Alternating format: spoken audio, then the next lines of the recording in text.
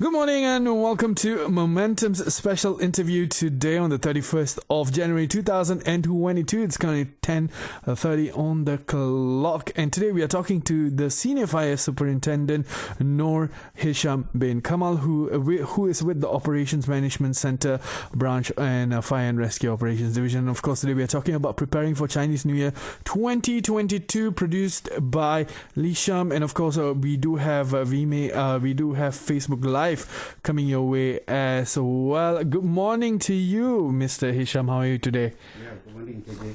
And I hope you're having a great day as well. Yes. Okay. So today, of course, we're going to be getting straight on with the questions, right? Now, what are some of the statistics of fire cases that occurred in the last 2 to 3 years based on the Fire and Rescue Department of Malaysia statistic during the festive season of Chinese New Year, Mr. Hisham? Okay, good morning, Mr. KJ, and to all listeners. Thank you for the opportunity given to Fire and Rescue Department to share some inputs regarding Fire Department's integrated festive season preparedness operation in conjunction with Chinese New Year 2022. Let me share some background information related to integrated operations. Integrated operations is an annual event organized by Fire Department to ensuring the safety and protection of personal, property and environment, especially during the festive season. And this operation lasts for 2 weeks, that is, a week before the festival and a week after the festival. With reference to Fire Department's emergency operations statistics for the last 3 years during festival seasons, we have recorded high number of calls related to open fires. That is about 6,151 cases, followed by other miscellaneous fires of 3,280 cases and structural fires of 753 cases.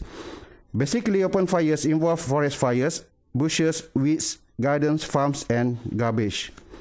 The reason for the high number recorded for open fires when compared to miscellaneous fires and structural fires is because of human activities, such as burning bushes, shrubs, waste or burning garbage, land clearing for development of new building or agriculture purposes. Natural factors such as lightning strikes also leading to open fires do occur, but this is not as common as humans causing open burning themselves. If we look at the annual trend, towards the end of the northeast monsoon, the country will start experiencing hot and dry weather due to the reduction in rainfall. This phenomenon will result in drought and forest fire. Yeah, and of course, I mean, we've been facing a lot of rain and a lot of, very intermittent weather. Like, is that going to be causing any changes in terms of like the frequency of fires and drought? In your personal opinion? In my opinion, the message that we want to impart can be classified into 3 main categories, namely, firstly, related to fire safety at homes and business premises.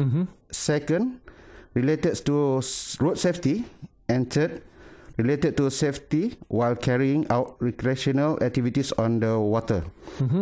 This campaign was launched on 23rd January 2022 at IOI Mall, Putrajaya, by Yang Berhormat Datuk Seri Dr. Haji Ismail bin Haji Abdul Muttalib, Deputy Minister of Housing and Local Government. And of course, as you know, the fire department does do a lot more. What else do they do besides extinguish fires during the holiday season, Mr. Hashim? Okay, in general, in recent years, based on statistics of emergency calls attended by the fire department, there has been a sharp increase in tasks involving rescue work compared to firefighting tasks, where almost 70% of the operation attended were involving rescue or search and rescue or SAR assignment.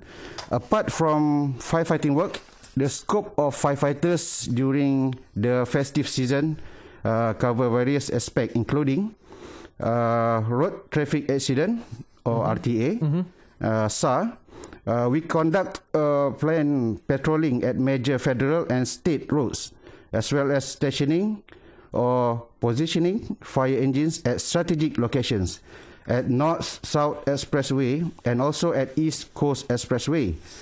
They are established to provide immediate assistance and intervention during any emergencies in expressways. We coordinate this with other agencies such as PDRM, Polis Diraja Malaysia, KKM, Kementerian Kesihatan Malaysia, APM, and highway concessionaires. Air patrols are also carried out by the Bomba Air Wing during this festive season, where ASR and Medivac are carried out by this team. Apart from that, the department also patrols recreational locations such as waterfalls, picnic spots, and beaches. Humanitarian duties such as catching poisonous animals as well as incidents involving dangerous substances too. The department is also carrying out inspection duties on business premises, and public visits are also intensified during this festive season. Okay.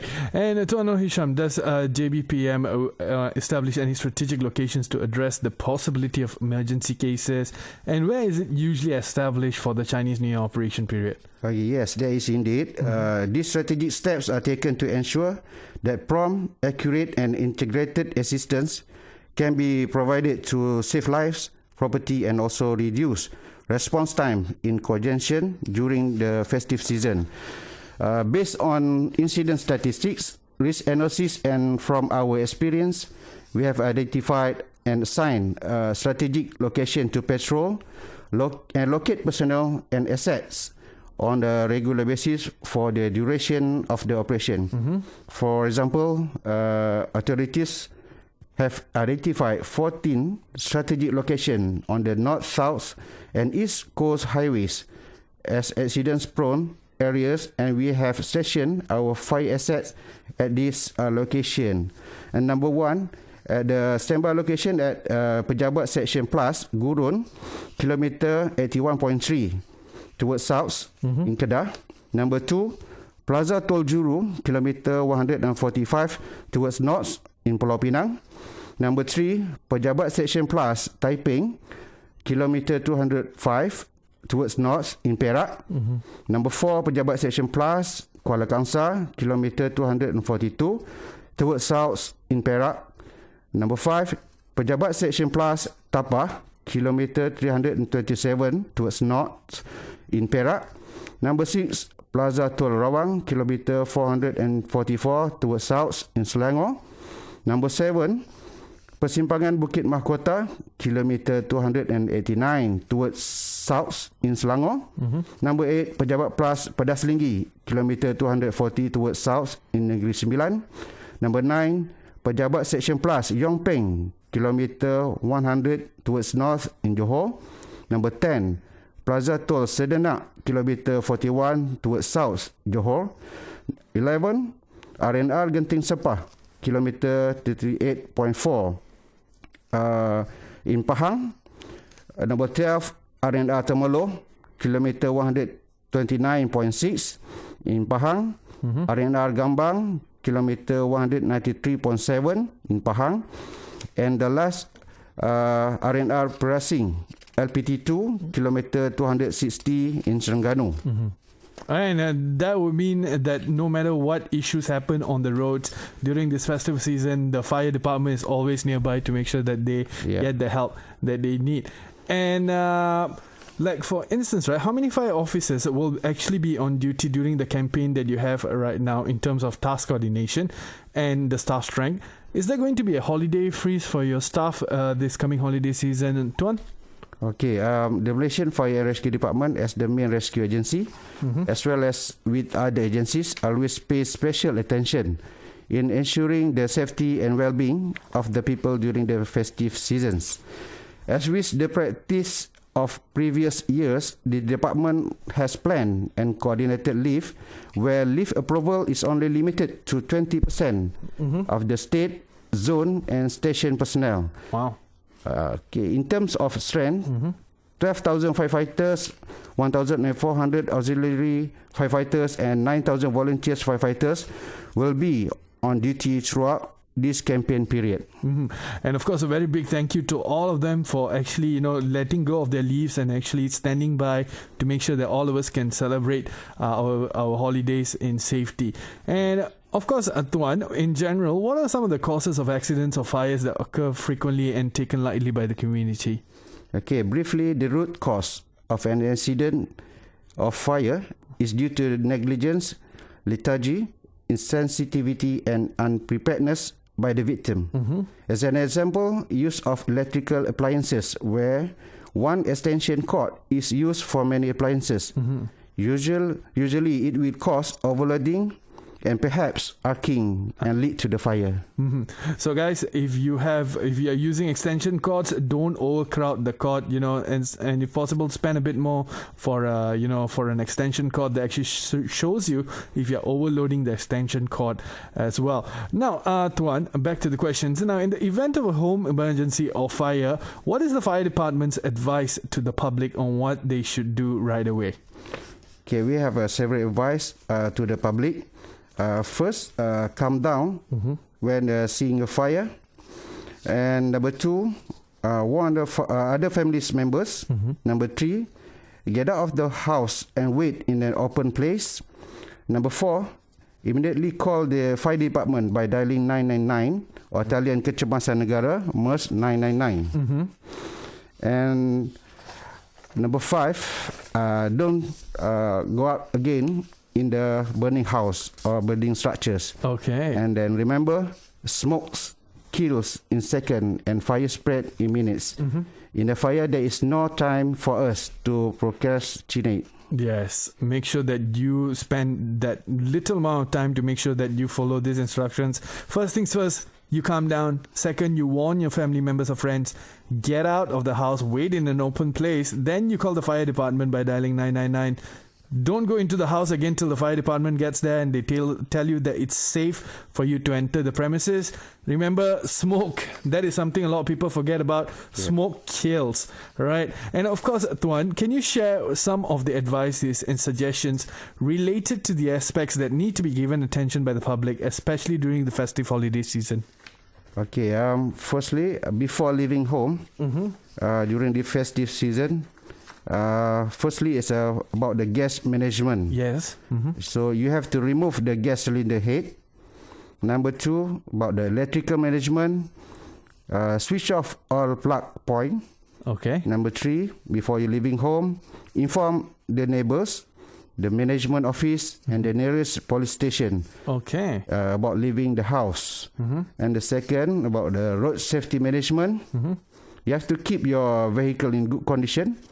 Check your tires, car wind, check your brakes, oil, and etc. Secondly, comply with the rules of the road. Okay. Okay. Obey the speed limit. If tired, stop to rest. Take a short nap. Every 2 hours, you have to stop if you feel tired. Number 3, call the fire department by dialing 999.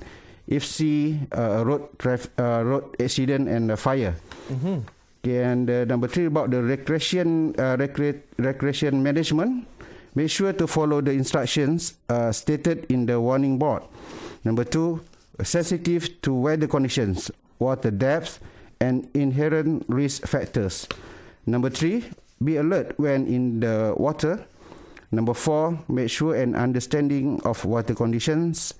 And number 5, always be alert with current weather situation and other instructions from government agencies. All right. Yes. Make sure that you guys are always alert at home, on the road, and if you're somewhere where there's a waterfall or you're at the sea, make sure that you're safe, and make sure that you are following all the advice that's given. Now, of course, that brings us to the end of our interview today. Tuan Noor Hisham bin Kamal, he is the Senior Fire Superintendant with the Operations Management Center Branch Fire and Rescue Operations Division. Thank you so much for coming in today, Tuan, and for talking to us about the Chinese New Year 2022. We hope to have you again in the future.